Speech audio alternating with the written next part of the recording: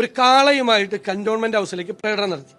എല്ലാവരും ആ കാളയെ കളയരുത്, അത് പാർട്ടി ഓഫീസിന്റെ മുറ്റത്ത് കെട്ടിയിടണം. ഈ അടുത്ത ദിവസം ഒരാവശ്യം വരും BJPക്ക്.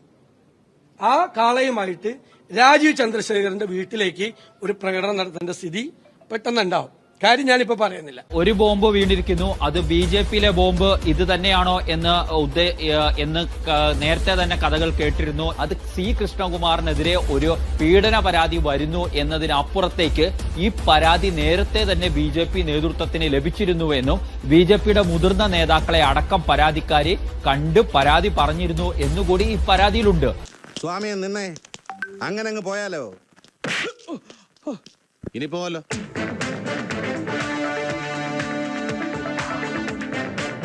ഓക്കെ, ചെയ്യട്ടെ. അതിനെക്കുറിച്ച് ഞങ്ങളുടെ പാർട്ടി ഇന്നലെ സംസാരിച്ചു.